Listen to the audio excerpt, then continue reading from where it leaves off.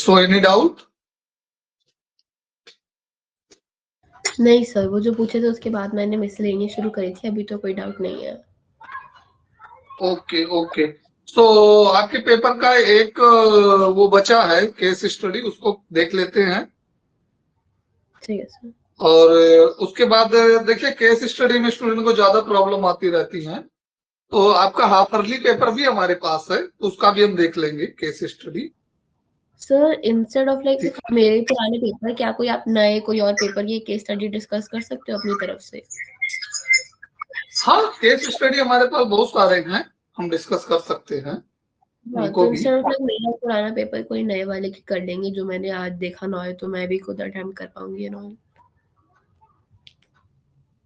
ठीक है, ठीक।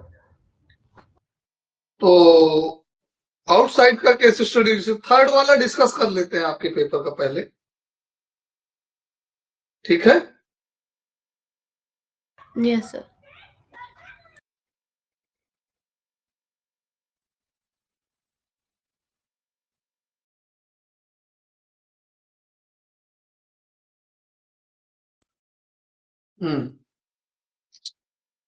थर्ड केस स्टडी में क्या है बेटे?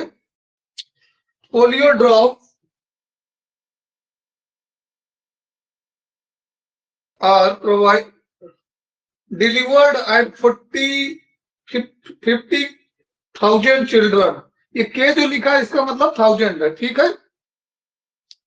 Children in a district, okay. Polio drop are delivered to a 50,000 children in a district. Okay, the rate at which polio drop are given is directly proportional to the children who have not been administered the drop. Okay, by the end of the second week, the half of children have been given the polio drop. Okay, next, how many will have been given the drop by the end of the third week? Okay, and can be estimated by using the differential equation. एक differential equation given है, okay? What is differential equation given? dy by dx equals to k into 50 minus y, okay? Where x denotes the number of week and y denotes the number of children. x क्या है? Number of week, number of weeks, and y क्या है? Number of children, number of children. All right? Sir यहाँ पे कि ये 1000 का नहीं, ये वेरिएबल है? नहीं, ये कांस्टेंट है, ये कांस्टेंट, ओके? ये 1000 नहीं है। ओके। एंड वेयर के इज कांस्टेंट, ये प्रोपोर्शनलिटी कांस्टेंट है। बिगिनिंग में क्या बोला है कि the rate at which polio drop are given is directly proportional to the children who are not administrated to by drop. मतलब जिनको ड्रॉप नहीं दिया गया उसके डायरेक्टली प्रोपोर्शनल है, तो वो यहाँ पे कांस्टेंट है, ओके? क्लियर? टोटल 50,000 चिल्ड्रन हैं डिस्ट्रिक्ट में, मान लो उनमें से वाई को दे दिया गया है।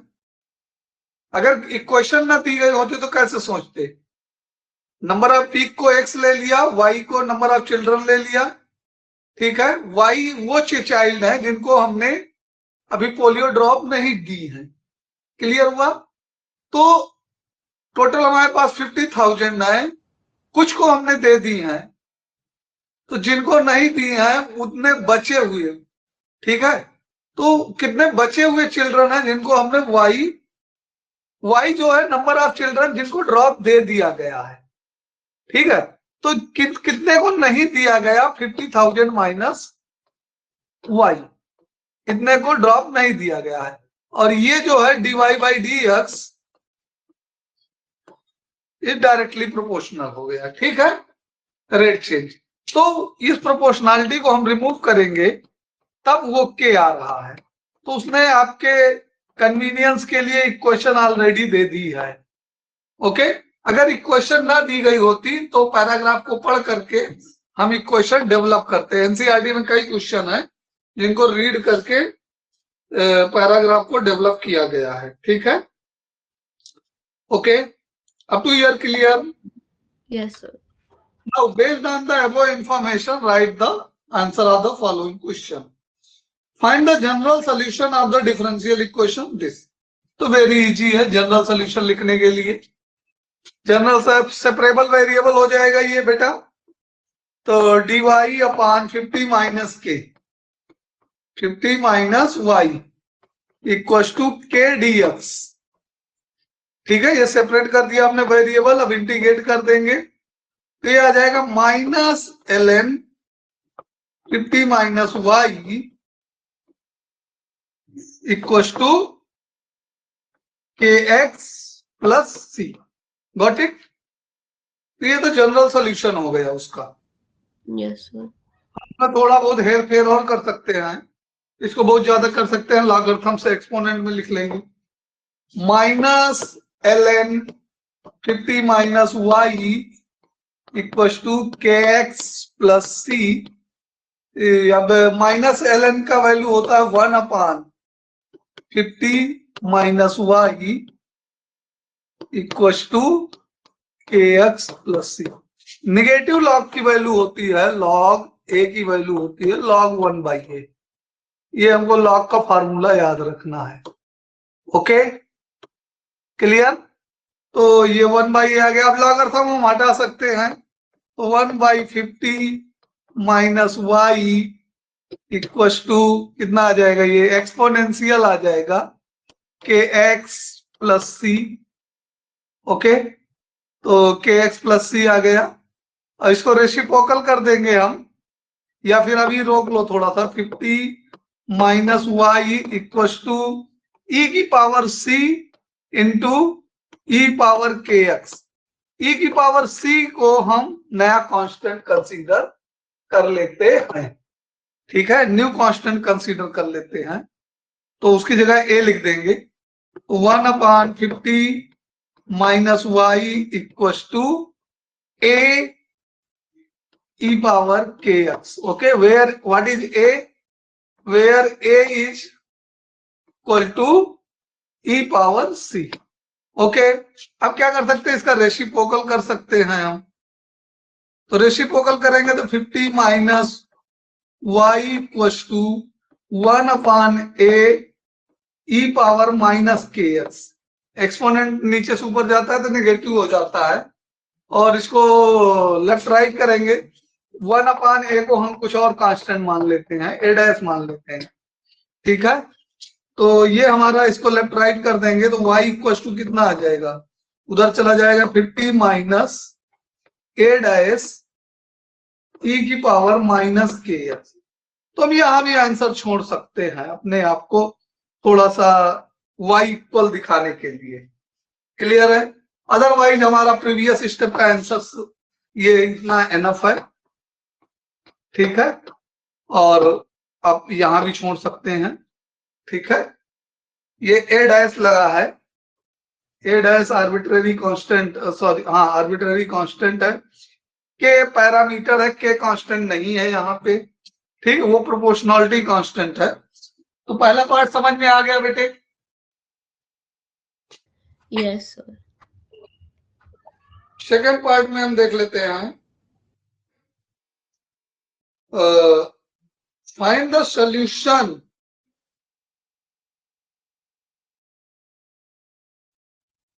that may be used to find further number of children having in folio drop. तो पर्टिकुलर सॉल्यूशन के लिए क्या करना है अपने को, x को जब हम 0 लेंगे तो y को 50 ले सकते हैं, x को 0 लेंगे तो y को क्या ले सकते हैं, 50 ले सकते हैं। इसको यहीं से देखो, y को 50 ले लेंगे तो फिर ये तो 0 हो जाएगा, x को 0 तो y को 50 नहीं ले सकते हैं। क्या कह रहा है, find the solution that may be used to find number of children who have been given polio drop. Okay, तो सॉल्यूशन तो ठीक है, हमने ये कैलकुलेट किया है, y equals to 50। I hope that perhaps यही निकालने को बोला हो, a dash e power minus kx, मतलब y की वैल्यू हम कैसे निकालेंगे, कुछ कंडीशन अगर हमको गिवन है, हाँ ये गिवन है ना, क्या गिवन है, सेकंड वीक, हाँ सेकंड वीक में कितने चिल्ड्रन को दे दिया है पोलियो ड्रॉप, कह रहा है rate proportional to the rate of change of children who are not given the drop. By the end of second week, x की वैल्यू 2 लेंगे, x की वैल्यू कितनी ले रहे हैं, 2, देन कितने चिल्ड्रन को ड्रॉप दे दिया गया है, हाफ ऑफ, मतलब y इक्वल टू 25 हो गया है। ठीक है, तो यहां से पुट करेंगे y इक्वल टू 25, तो एक कांस्टेंट मिलेगा, y के प्लेस पे 25 पुट कर देते हैं, और हाँ वो 25,000 ही है, तो उसको k मान के अंडरस्टूड रखेंगे। ठीक है, कि वो जो भी हम बात कर रहे हैं 1000 में बात कर रहे हैं। ठीक है, तो 25,000 है, तो ये 50 भी 50,000 ही है।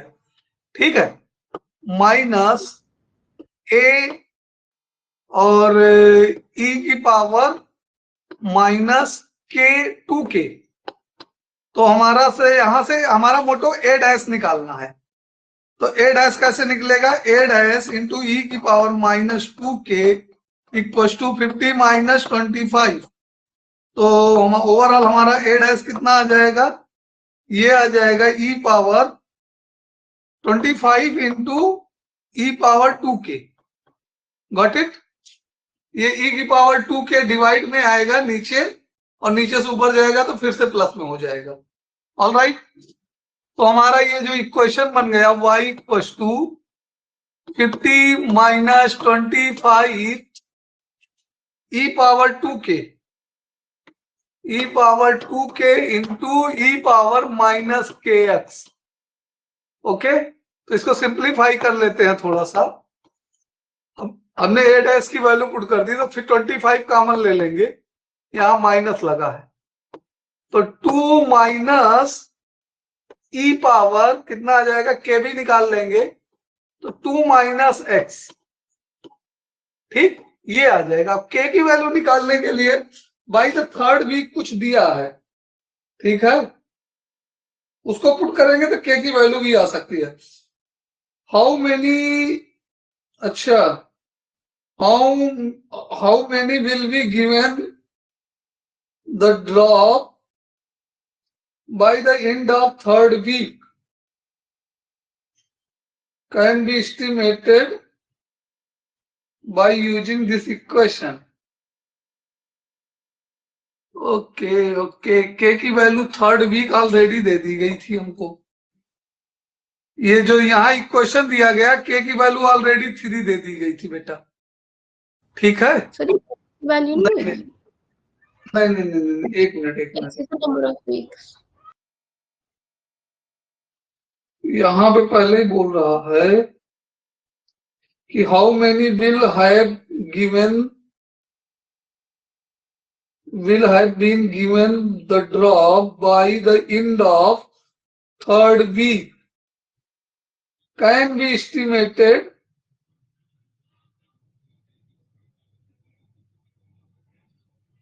by using the differential equation this, तो थर्ड वीक से एस्टिमेट कर रहा है।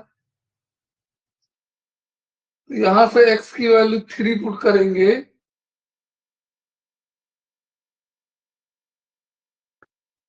तो जब x की वैल्यू 3 पुट करेंगे तो y की वैल्यू कितनी निकलेगी हमारी, वो नहीं बताया है।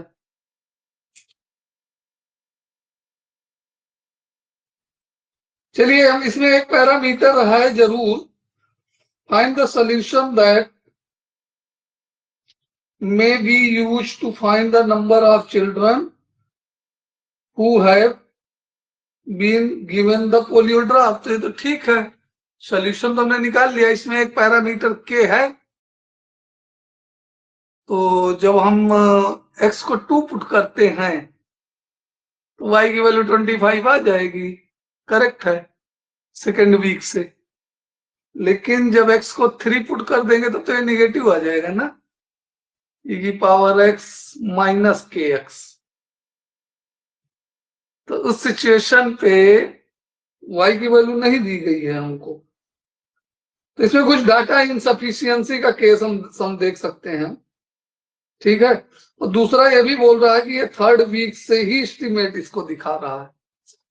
तो फर्स्ट 2 वीक में, सेकेंड वीक में हाफ हो जा रहा है, सेकेंड वीक में हाफ हो जा रहा, तो उससे हम ये किए, थर्ड वीक का इक्वेशन बन गया है हमको। तो थर्ड वीक का इक्वेशन बन गया है, यहां से लाने के लिए क्या करेगा ये थर्ड वीक से, k into 50 minus y, where x and y is the number of children have been estimated। इसको थोड़ा सा डिस्कस कर लीजिएगा क्लास में अपने, अगर स्कूल जाते हैं आप तो, ठीक है। इसमें कुछ थर्ड वीक में हमको दिया नहीं है, तो हम k की वैल्यू कैसे निकाले, इसको टीचर को देख लीजिएगा, नहीं तो हम फिर गूगल करके देखते हैं कहां से आया है क्वेश्चन, ठीक है। सर एक तो हमें ये गिवन है ना कि सेकेंड वीक में हाफ ऑफ द चिल्ड्रन, तो उसमें हमारे पास ये इक्वेशन आ जाएगी। मैंने ये वाली नहीं लिया, मैंने लॉग वाली उसमें लिया है, उसमें आ जाएगी फिर minus log of 25 equals to 2k plus c। हाँ वो भी आ सकता है, लॉग से ही कर सकते हैं हम लोग। वैल्यू आ जाएगी यहाँ से हमारी अल्टीमेटली वो लास्ट में सेकंड पार्ट में वो ये कहना चाह रहा है कि हमको y में इक्वेशन बना के दो। सेकंड पार्ट में क्या कहना चाह रहा है वो, सेकंड पार्ट में वो ये कहना चाह रहा है, फर्स्ट पार्ट का तो ठीक है, जनरल सोल्यूशन हम यहां छोड़ दें या फिर अपना जनरल सोल्यूशन हम यहां छोड़ें, दोनों सही है, ठीक है। सेकेंड पार्ट में वो अल्टीमेटली क्या कह रहा है, आपको y में इक्वेशन बना के दो, ठीक है। जनरल सोल्यूशन में तो आर्बिट्रेरी कांस्टेंट आएगा ही आएगा, ठीक है, समझ रहे हैं आप। और पर्टिकुलर सोल्यूशन के लिए हम सेकेंड वीक का ही यूज करेंगे। हाँ, उससे फिर c की वैल्यू आ जाएगी, आर्बिट्रेरी कांस्टेंट रिमूव हो जाएगा, a डैश यहां से रिमूव हो गया है, बट उसने k डैश को रिमूव करने का कोई चांस नहीं दिया है, ठीक है। तो थोड़ा सा उसको k में ही आंसर रहने दो, ठीक है। हाँ भाई, हम इसी को आंसर मान लेते हैं, बट अगर k की वैल्यू नहीं मालूम होगी तो हमको कैसे पता चलेगा कि हम कैसे एस्टिमेट कर पाएंगे। तो कुछ ना कुछ तो गिवन होना चाहिए था k को भी निकालने के लिए। आई थिंक नहीं भी गिवन है तो this is not wrong as an answer, क्योंकि हमने k को अपने आप अज्यूम किया है। k उनका गिवन कांस्टेंट है, प्रोपोर्शनलिटी कांस्टेंट है, और आ जाएगी ना। अगर हम बिगिनिंग की बात करते हैं, x को 0 और y को 0 लेके चलते हैं, यहाँ पे जब हम x को 0 लेके चलते हैं तो 50 minus a equal to y भी 0 हो जाएगा, क्योंकि जब टाइम 0 है तो 0 बच्चों को पोलियो दिया जाएगा। हाँ। अगर हम x को 0 ले लें, 0 वीक में, 0 वीक की बात करें, एक भी वीक नहीं बीता है, तो किसी भी बच्चे को पोलियो नहीं डिस्ट्रीब्यूट किया गया, वाई भी 0 आएगा। तो 0 equals to 50 minus a dash, all right. और ई पावर क्या हो जाएगा, 0 हो जाएगा, ई पावर 0 1 आ गया। तो इस हिसाब से ए डैश की वैल्यू कितनी आ जाएगी, ए डैश की वैल्यू 50 आ जाएगी फिर उस सिचुएशन में। ठीक है, अब 50 कंपेयर करके के डैश की वैल्यू निकाल सकते हैं। ए डैश की वैल्यू 50 से कंपेयर करेंगे तो इसको के डैश की वैल्यू निकालेंगे तो हमारा क्या आएगा, ई की पावर 2 के आएगा 25 इंटू ई की पावर 2 के, तो 25 से कैंसिल कर देंगे तो 2। तो ये अल्टीमेटली हम निकाल पा रहे हैं कि ई की पावर 2 के की वैल्यू क्या आ रही, 2 आ रही है। तो ई की पावर 2 के हम कैलकुलेट कर दें अगर, तो ये हमारा जो आया y equals to 25 2 minus e power 2, ये के बाहर था ना, हाँ, तो इसमें ई पावर के को अंदर मल्टीप्लाई कर देते हैं हम, तो 2k माइनस 2x, 2k, लेकिन के दोनों में है ना, 2k माइनस 2x ई पावर 2, ये kx आ जाएगा माइनस kx, ई की पावर 2x की वैल्यू तो पुट कर पाएंगे हम। एक मिनट रुको, हम यहां से फिर से एस्टिमेट करते हैं ये डाटा, पूरा ये सोल्यूशन अरेंज करते हैं। पहले 0 पे करते हैं, फिर उसके बाद फिर बात करते हैं ए डैश की। ठीक है, तो यहां से कुछ करते हैं।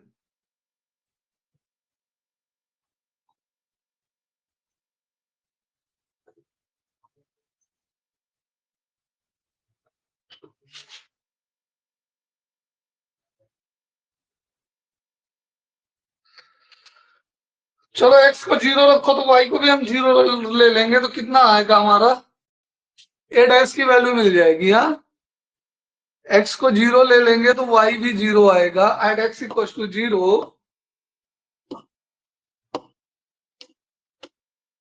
x इक्वल टू 0 वीक है तो y की वैल्यू 0 आ जाएगी। ठीक है, तो ये आ जाएगा 0 equal to 50 minus a dash, all right. तो ए डैश की वैल्यू कितनी आ जाएगी हमारी, यहाँ पे ए डैश की वैल्यू 50 आ जाएगी। Okay, got it. अब यहां से अगर ए डैश की वैल्यू पुट कर लेंगे हम, तो हमारा इक्वेशन बन जाएगा 50 कॉमन हो गया और 1 minus e power minus k x. ठीक है, अब सेकेंड वीक पे जाओ, सेकेंड वीक में कितना हो जा रहा है 25, तो x इक्वल टू 2, तो हाफ चिल्ड्रन को पोलियो दे दिया गया है सेकेंड वीक तक ड्रॉप, तो y इक्वल टू 25 ये लेके चल रहे हैं। तो इसमें कितना आ जाएगा, ये 50 into 1 minus e power minus 2 के। ओके, तो ये 2 जा 1 जा, तो ये 1/2 equal to 1 minus e power minus 2 के। तो ये कितना आ जाएगा हमारा, ई पावर 2 के, ये इधर गया उधर गया, तो ई पावर माइनस 2 के इक्वल टू, माइनस में ही आया था कि प्लस में आया था, नहीं माइनस में ही आया था, यहां से ए डैश के की पावर -1, 50 तो बाद में ट्रांसपोज करके आया था। हाँ, तो -2 के इक्वल टू 1 माइनस 1/2 आ जाएगा, जिसकी वैल्यू 1/2 होगी। तो -2 के कितना आ जाएगा, -2 के इक्वल टू log 2। ओके, तो k की वैल्यू 1/2 आएगा, तो ये -2 के equal to minus log 2, minus minus cancel हो जाएगा, k की वैल्यू 1/2 log 2 आ जाएगी, 1/2 log 2, यानी कि k की वैल्यू जो आ जाएगी log √2 आ जाएगी, log √2। अब इसका सब्स्टिट्यूट कर सकते हैं और चेक कर सकते हैं क्या कुछ कर पाएंगे हम। तो यहां से क्या आ जाएगा, के हमारा कितना आ गया बेटे, के हमारा यहां से आ गया है log 2√2। ओके, और इक्वेशन हमारी चेंज हो गई है। ले लेते हैं क्योंकि फिर वो 2k की कैंसिल हो जाएंगे। हाँ बेटे, नहीं सर कुछ नहीं। एक्चुअल में हमको यहाँ पे सब्स्टिट्यूट करना है। हमको जो वैल्यू पुट करनी है वो कहाँ पे सब्स्टिट्यूट करनी है, यहाँ पे के की वैल्यू सब्स्टिट्यूट करनी है। तो पहले ठीक हम है, फर्स्ट पे करेंगे ना कि 25 एंड देन फिर x इक्वल्स टू 2। हाँ, x equals to 2, y equals to 25 डालेंगे। तो इसलिए आई एम हाँ सजेस्टिंग कि k की वैल्यू 1/2 ले लो, फिर वो 2 कैंसिल हो पाएगा, फिर log 2 बचेगा बस, फिर e को फिर हम वहां से ले पाएंगे तो सिर्फ 2 बचेगा। हाँ, हम लाख वाले से करते हैं तो कर सकते हैं वैसा। हाँ ठीक है, तो y इक्वल्स टू कितना आ गया, ये 51 माइनस ई पावर, अभी ये कितना हो जाएगा, k की value 1 minus minus log root 2 minus log root 2 into x, यही डालना पड़ेगा अपने को। ठीक है, k की वैल्यू, और ये प्लस में होता तो इसको हम रिजॉल्व कर सकते थे, लेकिन मल्टीप्लाई में है इसलिए इसको क्या कर सकते हैं, एक और कुछ कर सकते हैं। देखिए, दिमाग लगाने दीजिए, कुछ तो होगा ना। ये माइनस एक्स को बाहर कर दो, log E power root 2 power minus X ऐसे कर दो। ठीक, तो ये आ जाएगा 51 माइनस, ये जो आएगा हमारा रूट 2, लॉग और ई खत्म हो जाएंगे, रूट 2 पावर माइनस एक्स, या यूं कह लो कि 51 minus 2 power minus x by 2। हाँ, अब ये प्रॉपर वे में आ गया। ठीक है, तो हमारा जो सॉल्यूशन बन के आया है पार्ट 2 के लिए वो कुछ ऐसे आया है, ध्यान से देख लो। अगर आप लॉगरिथम से ही निकालने के इच्छुक हैं तो वहां से भी हम निकाल सकते हैं, लेकिन वहां से अगर हम x को 0 रखेंगे और y को 50 रखेंगे तो कुछ गड़बड़ कर रहा है। log 0 आ जाएगा, log 0 नॉट डिफाइन होता है, और यहां से x को 0 रख रहे हैं तो अच्छा नहीं 50 ही रखना था। x 0 तो y 0, करेक्ट, x 0 तो y 0। हाँ, यहां से भी कर सकते हैं हम लोग, क्या कर सकते हैं, log कितना है 50 minus log 50 minus y equal to के एक्स प्लस सी। तो अगर इसमें हम x इक्वल टू 0 रखें और y इक्वल टू 0 रखें तो ये कितना आ जाएगा हमारा, log 50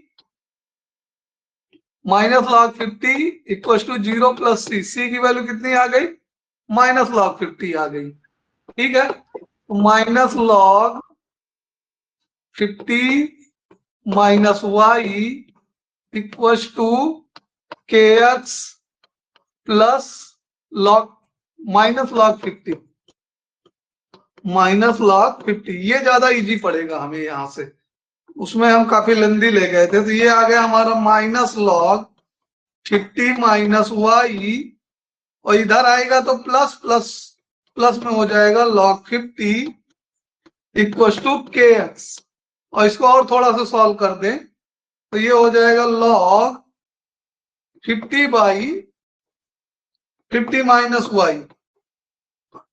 ठीक है, माइनस को नीचे कर लिया इक्वल टू के एक्स। ठीक, अब इसमें क्या करना है, जनरल सॉल्यूशन यही है अपना फर्स्ट पार्ट का, और सेकंड पार्ट के लिए अभी काम जारी है। तो इसके आगे जो करेंगे उसमें x इक्वल टू 2 वीक डालेंगे और नंबर ऑफ चिल्ड्रन को 25,000 डाल देंगे, 25, तो y की वैल्यू 2 आ जाएगी, k की वैल्यू कितनी आ जाएगी, log 2 आ जाएगी। कितनी आ जाएगी बेटे, k की वैल्यू आ जाएगी log 2, log 2 आ जाएगी। ठीक है, कोई दिक्कत यहां तक, सर आप यही बोल रहे थे ना तब k की वैल्यू log 2 आ जाएगी। तो k की वैल्यू log 2 आ गई है, ठीक है। अभी क्या करना है, क्या वो मेरे को समझ नहीं आया, कैसे 2 कैसे आया? ये x की जगह पे हमने 25 डाला, x की जगह 2 डाला, x की जगह 2k, डाला, हाँ हाँ 2k की वैल्यू log 2 आएगी, और y की जगह 25 डाला, हाँ फिर तो तो आ गया, 2k पे आ गया। 1/2 log 2, और जिसको हम भी लिख सकते हैं कि log की पावर √2, ठीक है। अब क्या करना है, अब log को तो हटाना है, अल्टीमेटली हमको y निकालना है। तो हमारे पास क्या है, log 50/50 minus y equals to log √2 into x. ये है हमारे पास, पूरे में नहीं है log, ये बात ध्यान देना, पूरे में log नहीं है। तो log हटाएंगे तो मल्टीप्लाई में, तो ये पूरा क्या बदल जाएगा, हमारा पूरा बदल जाएगा 50/50 minus y equals to e power log √2 into x.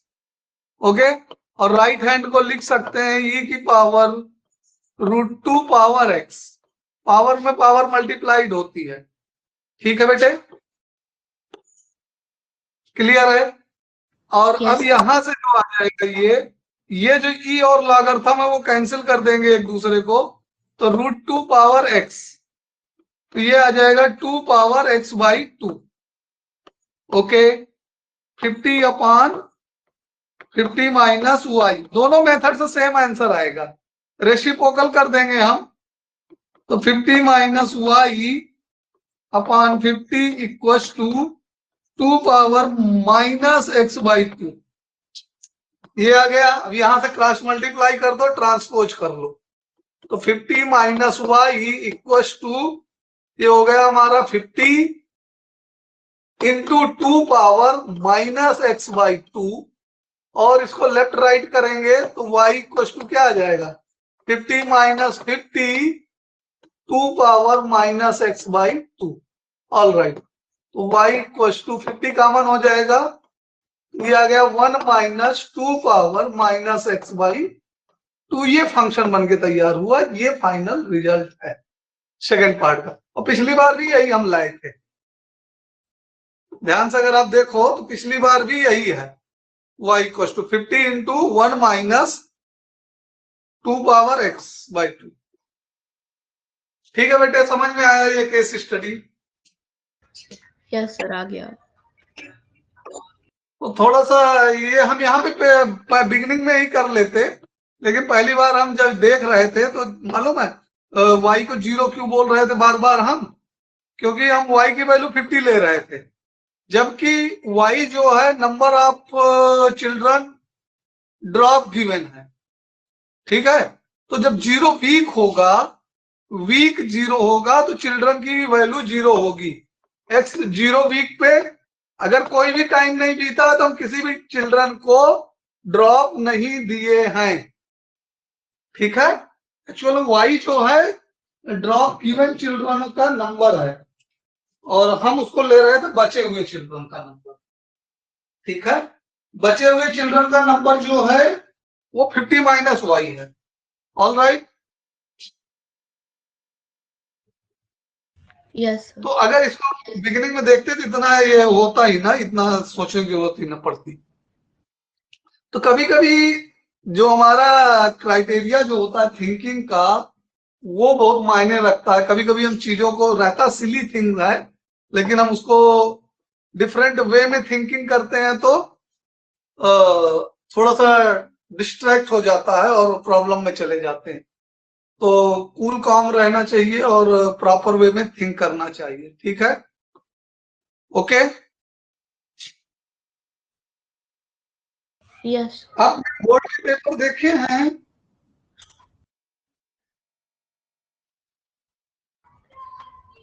Simple paper, simple paper देखा इस बार? तो उसकी केस स्टडी ट्राई की है आपने? नहीं सर, नहीं की है। तो मैं करवा देता हूं उसकी केस स्टडी। बोर्ड का सिंपल पेपर हमारे पास है, ठीक है। टोटल 6 केस स्टडी होंगी उसमें। 2 सैंपल पेपर आए हैं इस बार बोर्ड के।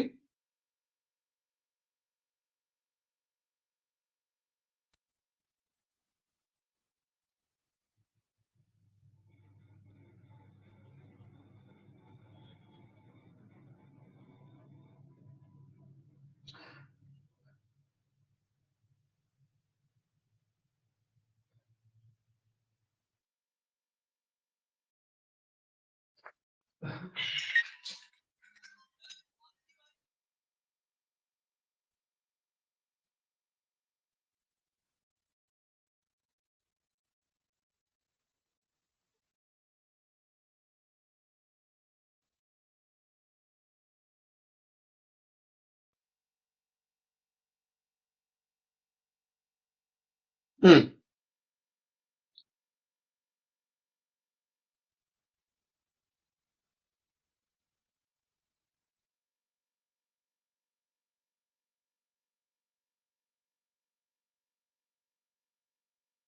चलिए इनकी केस स्टडी देख लेते हैं। पहला केस स्टडी हम रीड करते हैं, ध्यान सुनिएगा।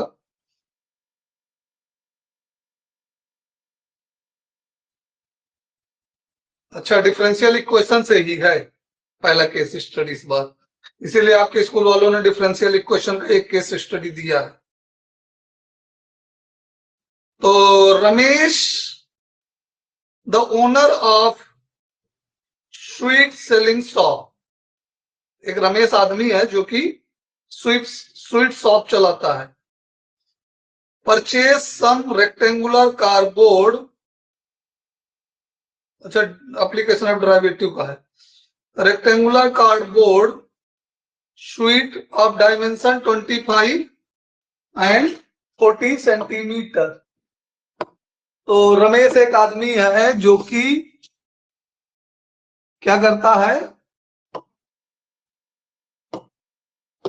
स्वीट का शॉप चलाता है, जिसका हमारा डायमेंशन, तो वो कार्डबोर्ड ऑर्डर करता है जिसका कितना है 25 बाई 40 सेंटीमीटर का कार्डबोर्ड ऑर्डर करता है। ओके, अब आगे देखिए, ये application of derivative maxima minima का ही क्वेश्चन है, ठीक है। आगे क्या कह रहा है, डायमेंशन क्लियर हो गया कि रेक्टेंगुलर कार्डबोर्ड है। To make container packet without loop, without top. Okay, एक कार्टून बनाना है इसको, ठीक है, कार्टून टाइप का कंटेनर जिसमें टॉप नहीं हो, ठीक है, जिसमें क्या ना हो, टॉप ना हो, ऐसे बनाएगा वो। कैसे बनाएगा, ये विदाउट टॉप बनाएगा, ठीक, ये ऐसे बनाएगा without top. Okay, let x centimetre length of each side of the square be cut out from the corner। क्या करता है, कार्नर से x सेंटीमीटर का स्क्वायर लेंथ कट करता है। ये स्क्वायर तो दिख नहीं रहा है, बट हम और छोटा करते हैं इसको। आई होप अब दिखेगा। तो इस तरह से स्क्वायर जो है, ईच कार्नर से हम क्या कर लेते हैं, कट कर लेते हैं स्क्वायर शेप में, जिसका डायमेंशन क्या है, x सेंटीमीटर है। ओके, कितना डायमेंशन है, x सेंटीमीटर है सभी का, इधर भी x, इधर भी x। ओके, तो ये x है, सारे x हैं, ये स्क्वायर कट किया गया है। ओके, अब ध्यान से देखिए,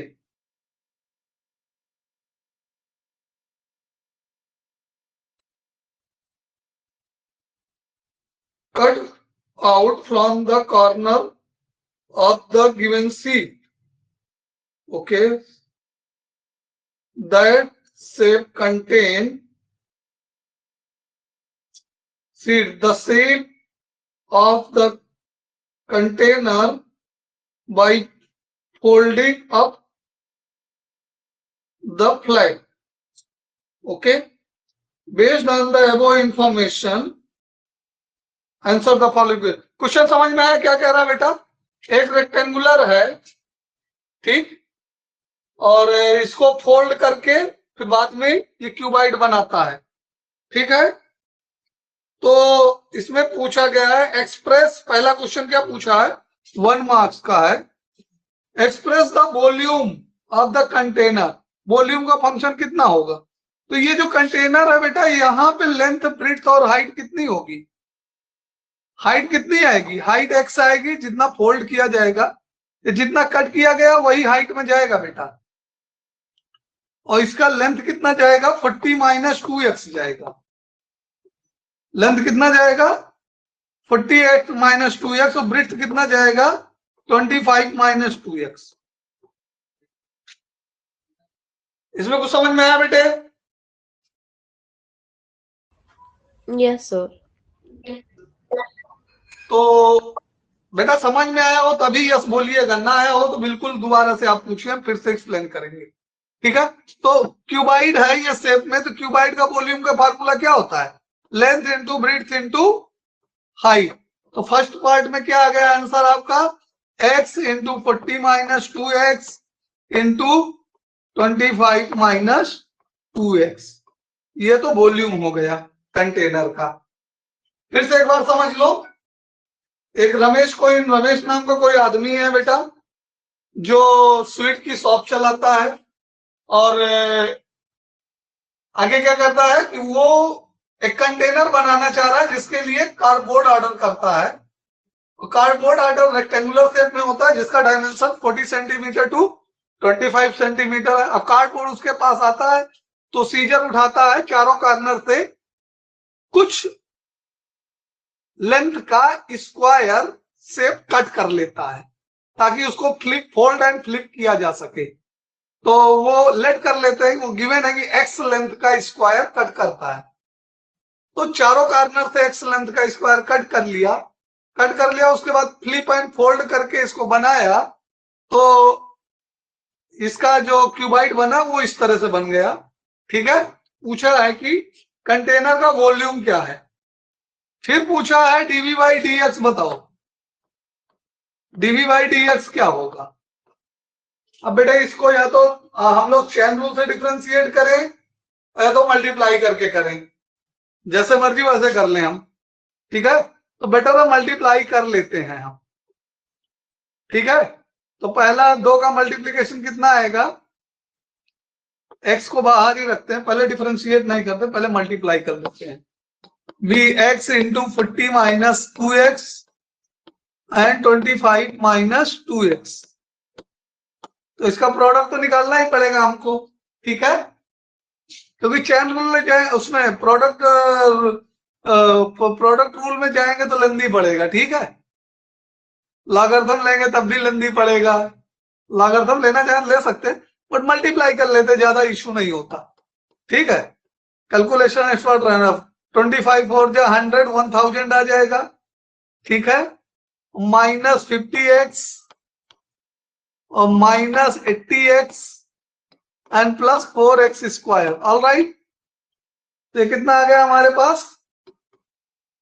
4x क्यूब और minus 80 50 130x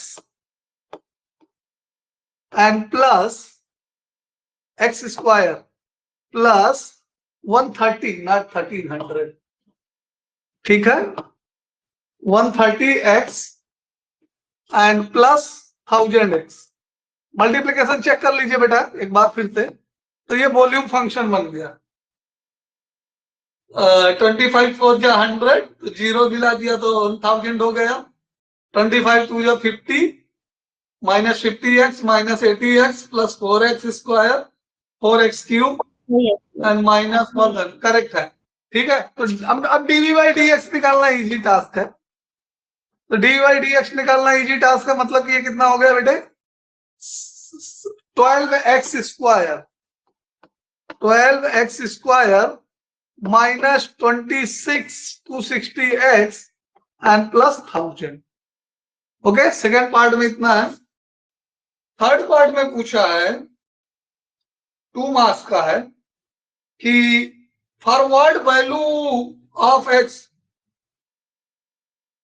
volume container maximum volume, मतलब कि आपको क्या करना होगा, इसको डिफरेंशिएट वो करना होगा, इक्वल 0 करना होगा, फैक्टराइज करना होगा।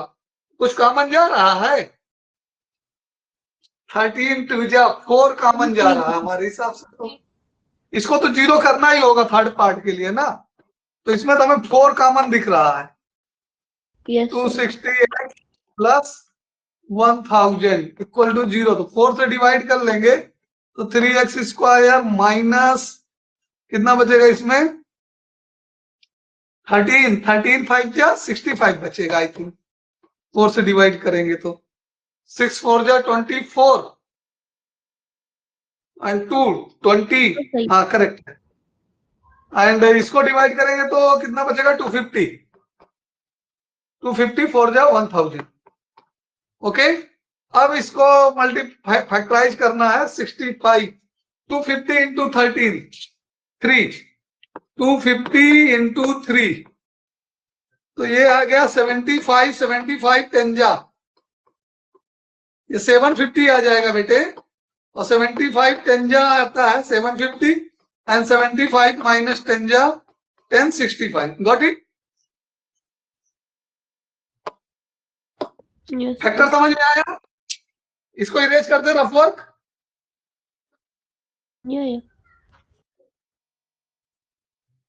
होप दैट आप समझ पा रहे होंगे, आपका बेस स्ट्रांग है, कोई उसमें इशू नहीं है, इसीलिए हम इतना फास्ट मूव कर पाते हैं।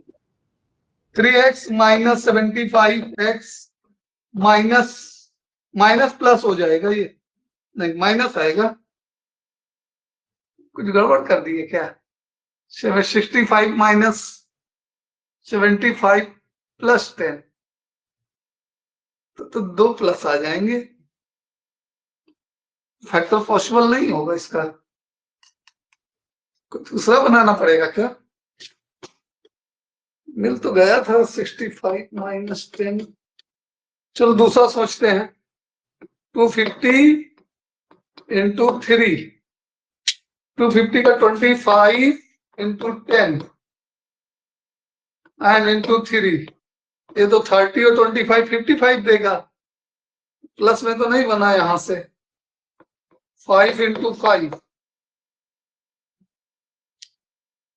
50 और 15 50 प्लस 15, हाँ ये देगा, ये देगा बेटे, ठीक है, इंटू 10 इंटू 3। हमने क्या किया, हमने इसको लिया और इसको लिया, ठीक है। तो बेटा थोड़ा अलर्ट होके करना पड़ता, ब्लाइंडली नहीं करना है हमको। एक ही चीज के एक से ज्यादा फैक्टर पॉसिबल हो सकते हैं, कौन सा फैक्टर यूज हो रहा है फैक्टराइजेशन में प्रॉपर, वो ध्यान से देखना है। तो 75 माइनस 10 नहीं यूज हुआ, हमारा 50 plus 15 50x minus 15x equal to कितना आ जाएगा, and plus 30 equal to 0। Got it? Sorry 30 नहीं 250 है ना।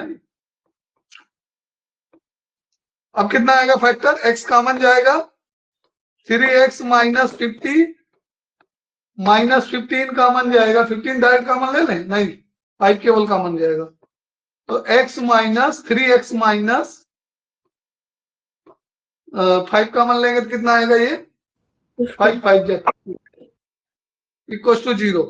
तो एक फैक्टर हमारा बन गया x माइनस 5 और दूसरा फैक्टर बन गया 3x माइनस 50 इक्वल टू 0। तो x की दो क्रिटिकल वैल्यू आ गई, 5 और 50/3। ठीक, अब हमको क्या देखना है बेटे, मैक्सिमम देखना है। मैक्सिमम के लिए डबल डेरिवेटिव चेक करना पड़ेगा। एफ डैश एक्स कितना था हमारा, एफ डैश एक्स हमारा था यहां से 12x² minus 260x plus 1000, 12x² minus 260x and plus 1000। Double derivative इसका कर लो, तो डबल डेरिवेटिव करेंगे तो कितना आएगा, 24x माइनस 260। बस, अब किस पे पॉजिटिव आएगा किस पे नेगेटिव आएगा, या ध्यान से देखो 5 पे, एट x इक्वल टू 5, तो एफ डबल डैश 5 ये देगा 120, 120 माइनस 260 तो आएगा माइनस 140, जो कि निगेटिव है। ये मैक्सिमा की कंडीशन है, लोकल मैक्सिमा बोल सकते हो, लोकल मैक्सिमा। ठीक है, और 5/3 पे चेक करेंगे तो कितना आएगा, 26 तो कैंसिल नहीं होगा, 50/3 पे वो पॉजिटिव आएगा।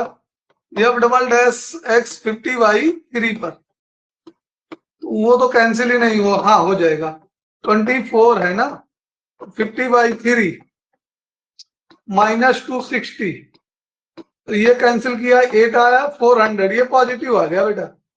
अगर मिनिमम वॉल्यूम पूछेगा तो हम 50/3 सेंटीमीटर कट करेंगे, लेकिन वो मिनिमम चाहेगा ही क्यों, कितना आएगा 140, इसमें भी आएगा, हाँ 140 इसमें भी आएगा, वैल्यू सेम आएंगी बट वो ग्रेटर देन 0 होगा। तो मिनिमा कहाँ एग्जिस्ट कर रहा है बेटे, x इक्वल टू 5 पे। तो क्वेश्चन पूछा है find the value of x for what value of x volume of the container is maximum। तो आप क्या जवाब देंगे, for the value of x equals to 5, x equals to 5 centimetre पे volume of container is maximum.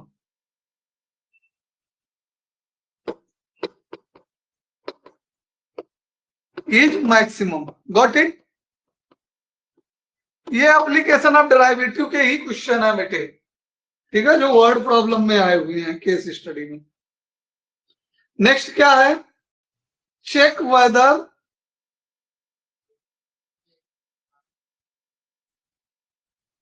check whether 65 volume, check whether volume has a point of inflection 65/6, 65/6, 65/6 पे inflection point check करवाना चाह रहा है।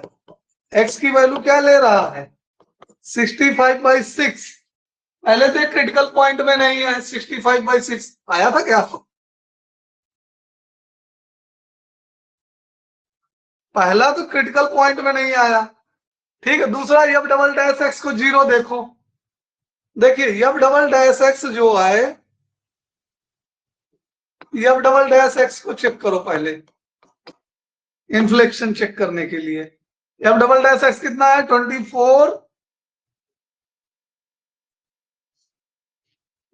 24x माइनस 260, 24x माइनस 260, तो इसको करेंगे तो कितना आ जाएगा, ये 65, 24 है अपॉन 6 माइनस 260, तो ये कैंसिल हो जाएगा, ये कितना आ जाएगा हमारा, 6 4 जा 4 इंटू 65 माइनस 260, तो एफ डबल डैश एक्स क्या आ गया हमारा, एफ डबल डैश एक्स क्या आ गया,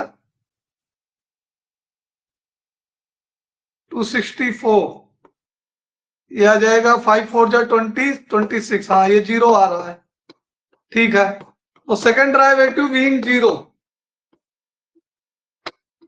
सेकेंड डेरिवेटिव बीइंग 0, ठीक है। अब इन्फ्लेक्शन पॉइंट चेक करने के लिए क्या करते हैं, सेकेंड डेरिवेटिव अगर अपना साइन चेंज करे देखो एफ डबल डैश एक्स हमारा कितना है 24x माइनस 260 f double dash 65/6 equal to 0। अगर 65 माइनस डेल्टा 65/6 माइनस डेल्टा मतलब अगर इसको a मान लें हम तो a माइनस डेल्टा और a प्लस डेल्टा पे अगर एफ डबल डैश एक्स का साइन चेंज होगा तब तो हमारा ये पॉइंट ऑफ इन्फ्लेक्शन है और नहीं तो नहीं है।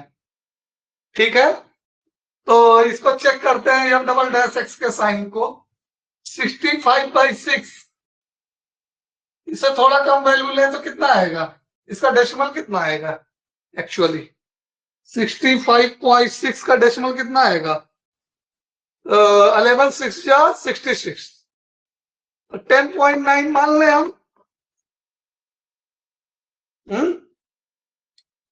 10.8 मान लो। हाँ सर 10.8 मान लो इसका डेसिमल क्योंकि 10 6 या 60 एंड 5 पॉइंट लगाएंगे 50 6 8 जा 48 20 6 3 जा हाँ 10.8 मान लो।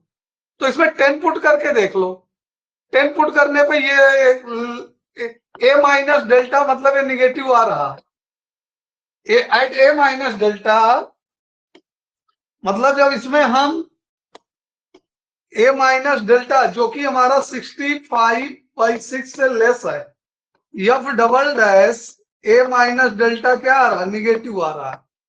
ठीक है, समझ रहे हैं बेटा निगेटिव की तरफ से साइन चेंज कर रहा है सेकेंड डेरिवेटिव। अब क्या हम देखते हैं ए प्लस डेल्टा 11 रखने पे क्या आएगा 11 मोर देन होगा 11 जो होगा ए प्लस डेल्टा होगा ये ए माइनस डेल्टा ये ए की वैल्यू है हमने ए माइनस डेल्टा को क्या लिख कर लिया था 10 हालांकि 10 तो ए माइनस डेल्टा तो और छोटा होगा बस ये कह लो कि 10.8 ही छोटा हो जाएगा। ठीक है, लेकिन वहां कैलकुलेशन में हमको प्रॉब्लम जाती तो हमने इतना दूर ले लिया। ए प्लस डेल्टा को हम क्या लेते हैं ए प्लस डेल्टा जो कि बड़ा हो है किससे हमने यहां भी इसको 10 लिया था ठीक ए माइनस डेल्टा पे और यहां से इरेज कर देता हूं तो सिस्टमेटिक रहेगा और ए प्लस डेल्टा को हम 11 ले रहे हैं जो कि ग्रेटर देन कितना है 65/6। ओके, तो 11 रखेंगे तो एफ डबल डैश क्या आ जाएगा f double dash a plus delta ये वैल्यू पॉजिटिव आ जाएगी means second derivative changing its sign. Okay, second derivative changing its sign from positive to negative. yes So it will be point of inflection. Okay, even though x does not 65/6 is not critical point though it is a point of inflection. Clear हुआ? तो ये एक नया concept point of inflection का। Point of inflection कई तरीके से देखा जाता है तो यहाँ पे आपकी पहली केस स्टडी हमने कंप्लीट कर दी। आपको कहीं भी डाउट हो बिगिनिंग से तो एक बार फिर से हम पूरा दिखा देते हैं। सबसे पहले पूरा क्वेश्चन समझा देते हैं रीड करके वंस अगेन। केस स्टडी में क्वेश्चन क्या था हमारा कि Ramesh the owner of the sweet selling shop purchase some rectangular cardboard sheet of dimension 25 centimeter by 40 centimeter to make container packet without top. Okay, वो अपने दुकान के बॉक्स बनाएगा विदाउट टॉप बना रहा है। ठीक है, let 8 centimetre length of side of the square to be cut from each corner from the sheet the shape of container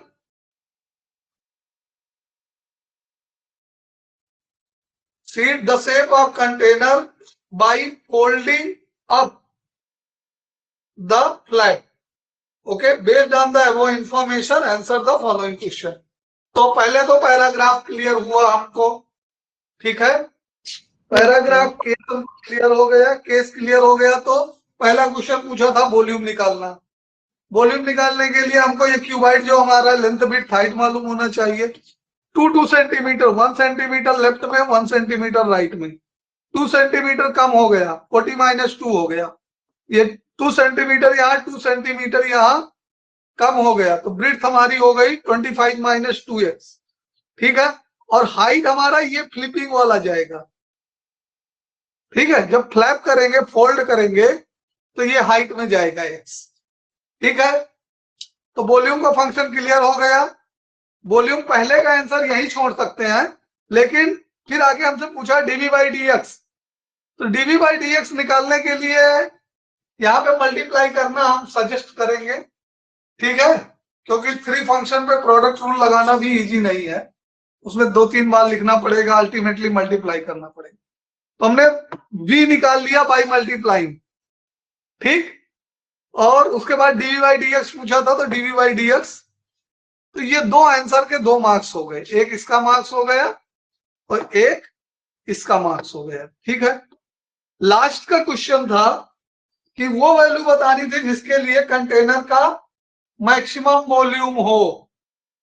तो कंटेनर का मैक्सिमम वॉल्यूम के लिए v डैश dv/dx को 0 रखना था, और तो उसको हमने पुट किया, उसमें उसका फैक्टराइजेशन देख लिया पहले हमने, तो फैक्टराइजेशन थोड़ा सा क्रिटिकल वे में था, तो उसको हमने कैलकुलेट किया, ठीक है। कोई दिक्कत? तो फैक्टराइजेशन के बाद हमें 2 वैल्यू मिली, 50/3 एंड 5। तो 50/3 पे हमने चेक किया तो वो निगेटिव आया, और 50/3 पे क्या आया, पॉजिटिव आया, ठीक है। तो x = 5 is the point of local maxima. तो कंटेनर का मैक्सिमम वॉल्यूम कब होगा, जब x = 5 होगा। क्लियर है? नेक्स्ट क्या है, नेक्स्ट है गिवन था कि इसके आर में, ये थर्ड वाले क्वेश्चन के आर में गिवन था कि हमें क्या बताना था कि 65/6 हमारा पॉइंट ऑफ इन्फ्लेक्शन है या नहीं। तो सबसे पहले हमें क्या चेक करना होगा, क्या 65/6 पे सेकेंड ऑर्डर डेरिवेटिव 0 होता है। तो हम चेक करके पा रहे हैं कि सेकेंड ऑर्डर डेरिवेटिव 0 हुआ, ठीक। हमने सेकेंड ऑर्डर डेरिवेटिव लिया, उसको 65/6 पे चेक किया, तो वो क्या आ गया, 0 आ गया, ठीक है। तो second order derivative become 0 eight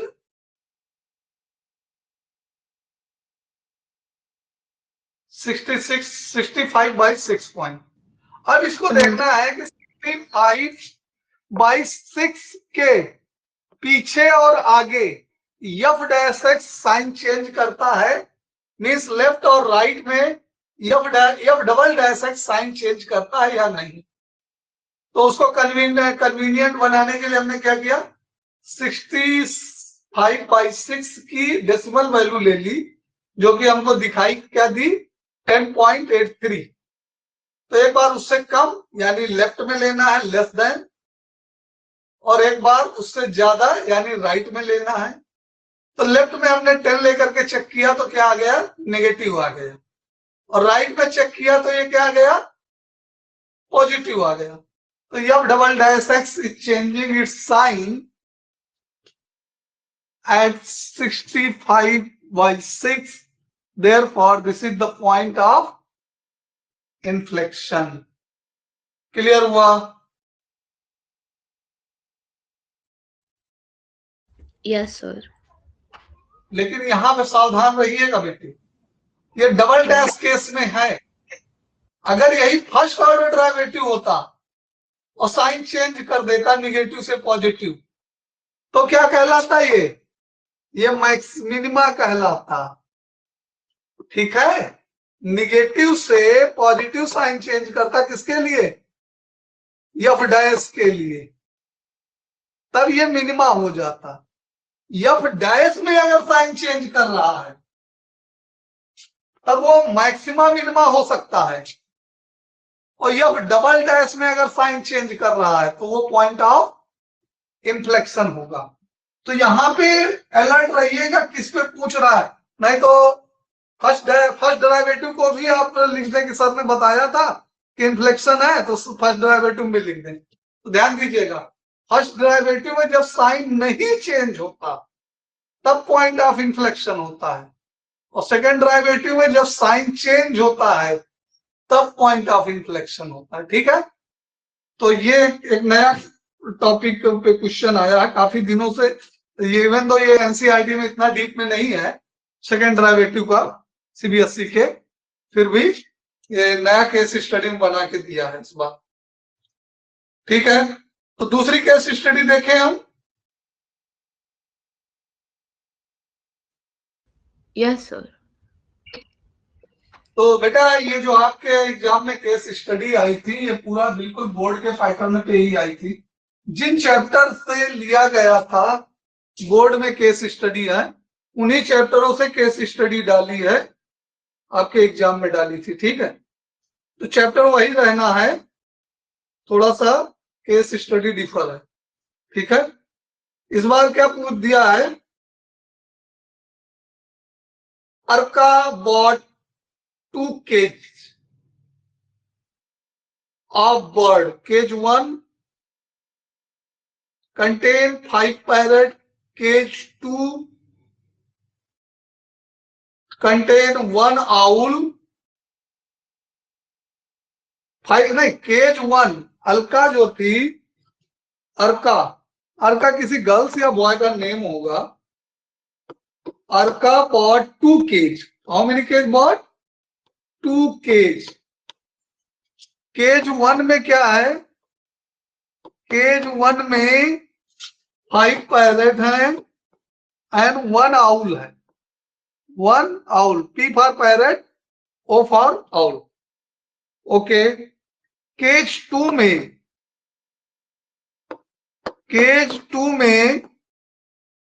6 parrot है, केवल 6 पैरेट है। ठीक है, कोई आउल नहीं है। One day Arka forgot to lock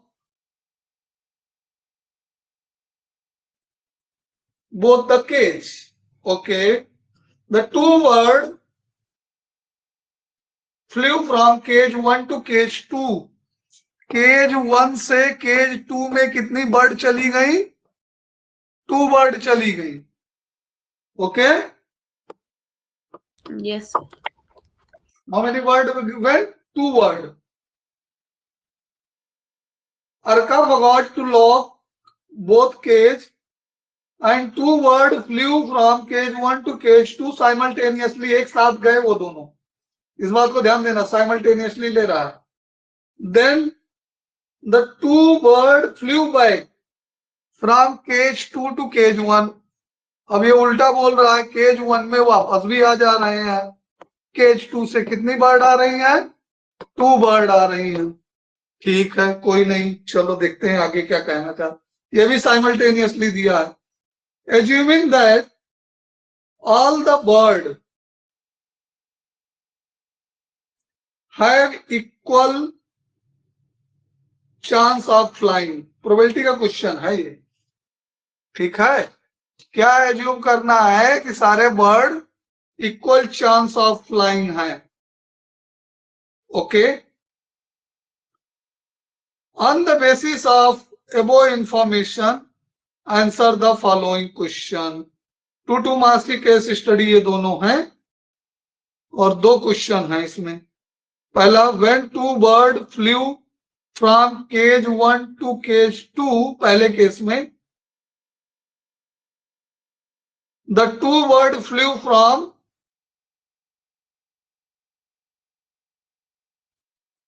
flew back from case to case 1. What is the probability that owl is still in cage 1. Oh, I see. तो हमको क्या बताना है अल्टीमेटली, आउल जो है वो केज 1 में ही है।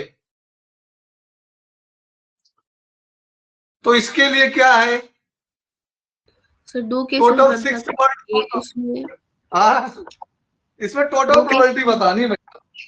2 केस बनेंगे। एक केस तो ये बनेगा कि सिर्फ पैरेट गए, और दूसरा ये बनेगा कि आउल गया लेकिन वापस आ गया। हाँ, एक केस तो ये बनेगा कि आउल फ्लाई ही ना हो, ठीक है। तो आउल फ्लाई ना होने की प्रोबेबिलिटी क्या हो जाएगी, पहला केस में आउल फ्लाई हो ही ना, केस 1। तो आउल फ्लाई नहीं कर रहा है, तो क्या हो जाएगा, कोई दूसरी बर्ड फ्लाई करेंगी, आउल तो नहीं फ्लाई कर रहा है, ठीक है। तो 2/6 टोटल बर्ड तो 6 है ना। सर आपकी स्क्रीन लोड हो रही है, मेरे पास आपको दिख नहीं रही है अब सही से।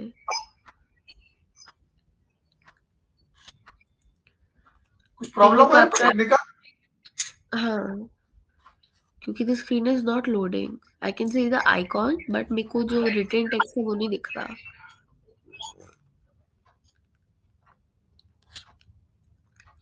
एक बार शेयर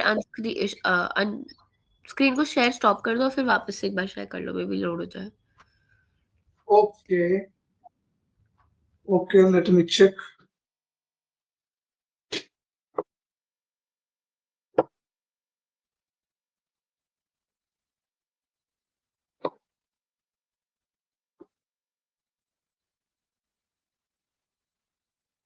हाँ सर, दिख रहा है अब। नया बोर्ड आ गया, फिर से पूरा लिखना पड़ेगा, ठीक है, चलो कोई नहीं। तो केज 1 में कितना था, 5 पैरेट 1 आउल है, ठीक है। और केज 2 में 6 पैरेट है, ओके। केज 2 में क्या है, 6 पैरेट है,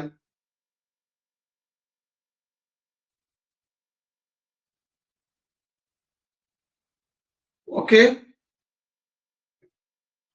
तो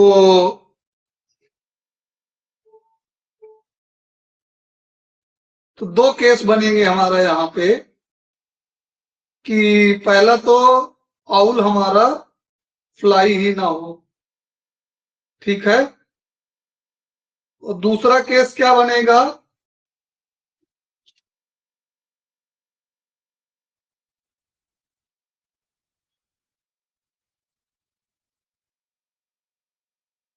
आउल फ्लाई हो रिटर्न आ जाए, वापस आ गया, आउल फ्लाई हो रिटर्न आ जाए।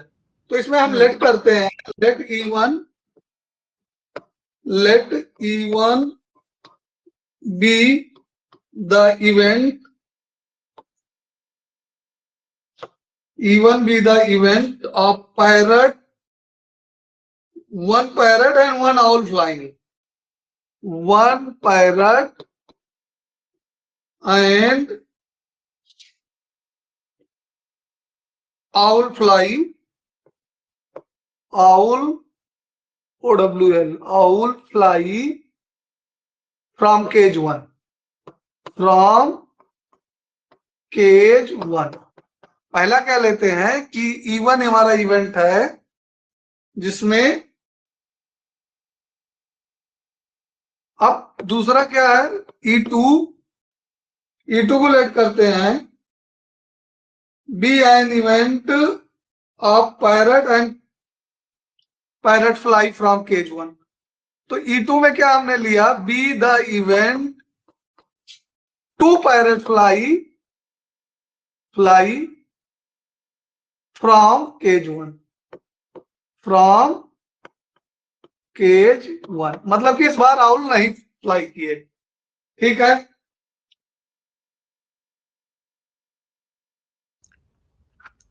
और E3 जो है,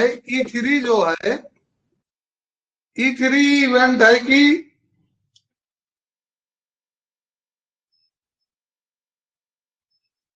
owl is still in cage 1. owl, हाँ बेटे, एक ये नहीं होगा कि the parrot went and came back, तो उसका केम बैक का भी एक वर्जन नहीं होगा E3 में? देखिए उस सिचुएशन में हमको क्या निकालना, हमको वो अल्टीमेटली आउल का ही निकालना है, ठीक है? ठीक है, हमको अल्टीमेटली किसका निकालना, आउल का ही। तो हम उसमें ज्यादा नहीं बरी कर रहे हैं। Owl is in cage 1, in cage 1। Okay, तो इसमें जो हमको प्रोबेबिलिटी देखनी है, सबसे पहले प्रोबेबिलिटी से पहले ऑर्डर देखो। दो जा रहे हैं और दोनों साइमल्टेनियस। साइमल्टेनियस का मतलब है कि हम एक एक करके नहीं निकालेंगे, हम 2-2 का कॉम्बिनेशन बना के निकालेंगे। क्या निकालेंगे? 2-2 का कॉम्बिनेशन। तो इसमें जो है हमारा order of E1 intersection E2,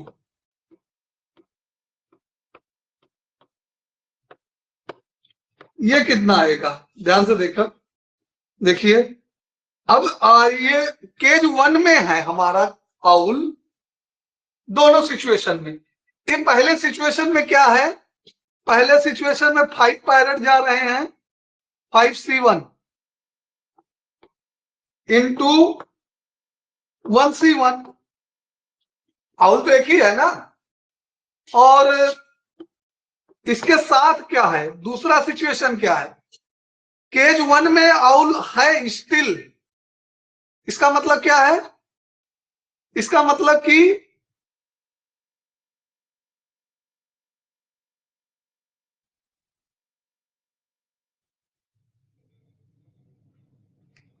still में ये 6C2 7, इसमें 7 पैरेट हो जाएंगे केज 2 में।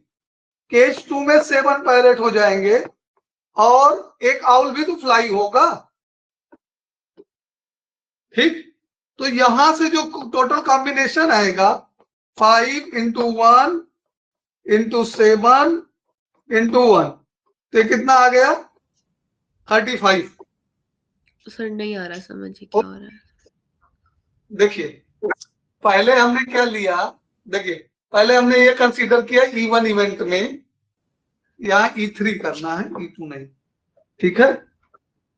पहले इवेंट में हमने कंसीडर किया कि E1 में कि आउल और पैरेट जा रहे हैं, ठीक है? क्लियर है? E1 is the event of parrot and owl flight from cage 1. Yes sir. ठीक है। और E3 को हमने क्या लिया है? E2 में क्या लिया है? E2 में लिया है be the event 2 parrot flight from cage 1। तो E2 को तो अभी छोड़ दो।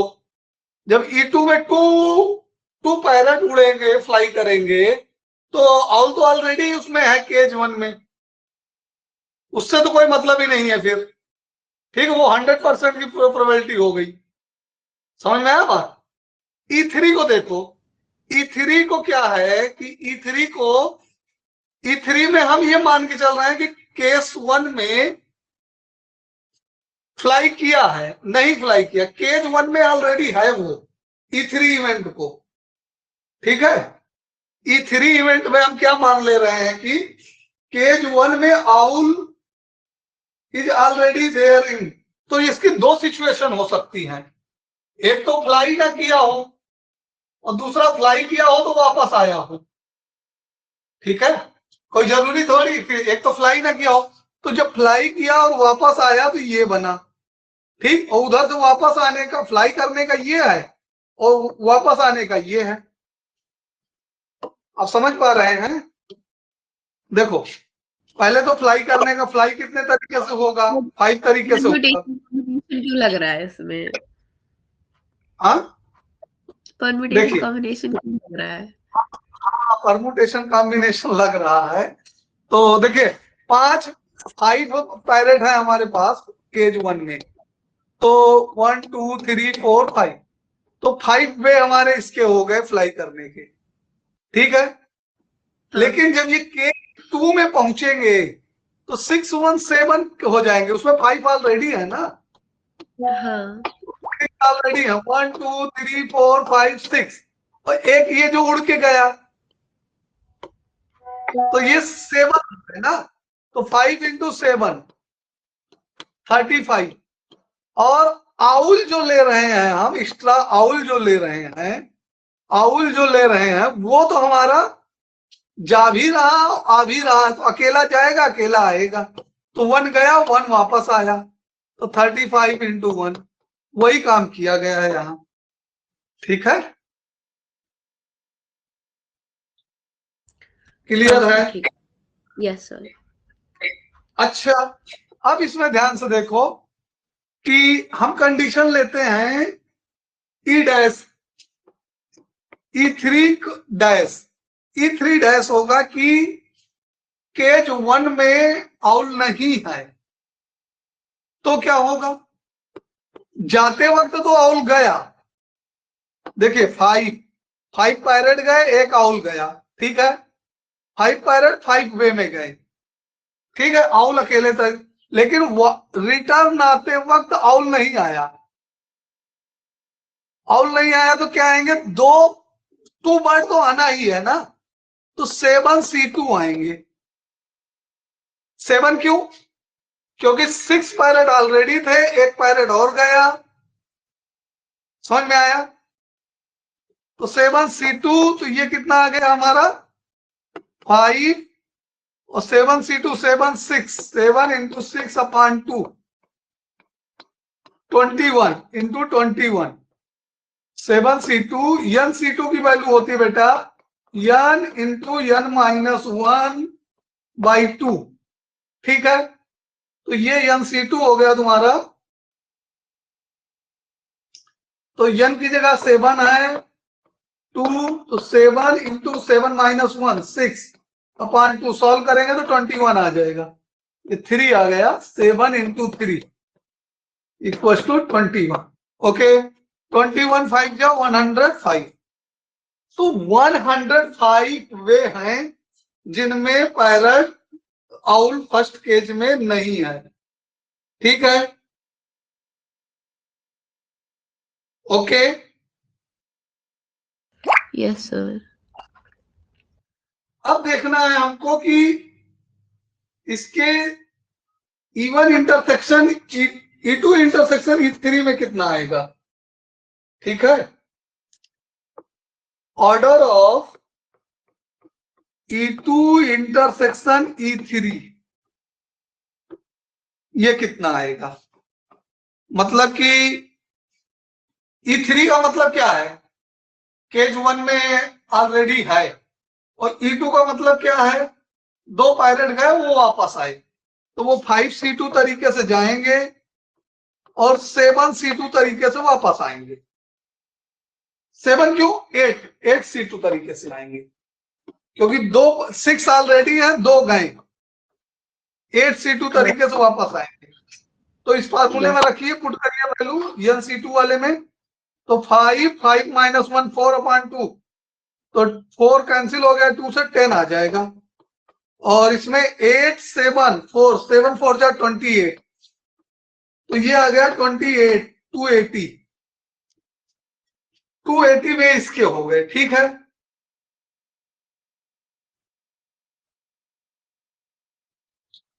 तो अब हमको टोटल सैंपल पहले निकालना है, हमको क्या निकालना है, टोटल सैंपल स्पेस, कितने तरीके से जा सकते हैं, कितने तरीके से आ सकते हैं, उन सबका सैंपल स्पेस निकालना है, ठीक है, तो 35 तरीका से ये जाने का पहला हो गया केज 1 में होने का, दूसरा केज 1 में तो ऑलरेडी है लेकिन एक भी नहीं गए, वो 280 तरीके हो गए, ठीक, और केज 1 में ही बैठा था और एक भी नहीं गया, वो 105 हो गए, ठीक, ओके, तो इसका Yes. टोटल सैंपल कितना हो गया? टोटल सैंपल स्पेस हमारा हो जाएगा ये 30, 40, 140 और 280, 420। ओके, तो अब प्रोबेबिलिटी हम निकाल लेंगे। Probability of E, probability of E3 जो हो जाएगी वो order probability of E1 into E3, probability of E1 intersection E3 plus probability of E2 intersection E3, E2 intersection E3। Okay, तो दोनों सिचुएशन की प्रोबेबिलिटी कितनी हो जाएगी बेटे? तो ये 35 अपॉन 420 प्लस 280 अपॉन 420, तो ये कितना हो जाएगा हमारा ओवरऑल न्यूमरेटर? 5 and 8, 3, 11, 15, 315 upon 420। इसको रिड्यूस करो तो किससे रिड्यूस होगा? ये चेक कर लो इसको रिड्यूस करके, इसका आंसर 3/4 आएगा। ठीक है, ओके, तो इसका सेकंड पार्ट हम कल करा देंगे केस स्टडी में। ठीक, ओके,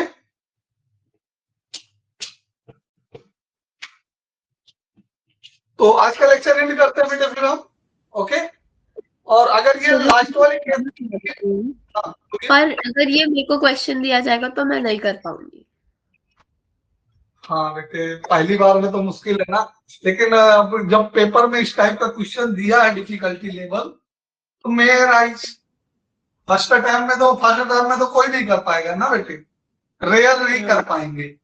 लाइक मेरा थॉट ठीक प्रोसेस है, जाएगा ही नहीं, परम्यूटेशन कॉम्बिनेशन वगैरह लगाते हैं। हाँ हाँ, हम समझ सकते हैं, फिर भी हमको करना तो अभी तो पेपर में है, तो करना तो सीखना तो चाहिए ना, गिव ऑफ तो नहीं करना चाहिए ना लर्निंग के टाइम पे। हाँ, यस सर। अगर हम लर्निंग टाइम पे गिव ऑफ करते रहे छोटे छोटे चीज, तो बहुत सारी चीजें गिव ऑफ हो जाएंगी ना। हाँ,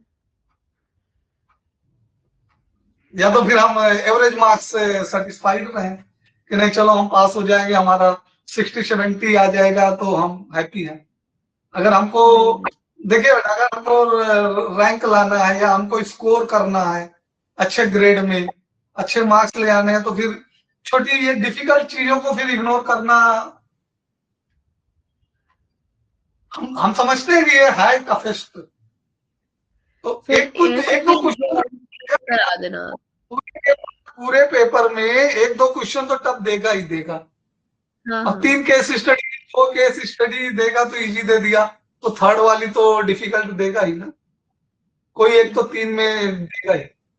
ठीक है, हाँ सर। चलिए कोई नहीं, सी यू। ठीक है, इसका एक पार्ट बाकी है, वो कल देखेंगे हम। यस सर, ठीक है। बाय बेटा।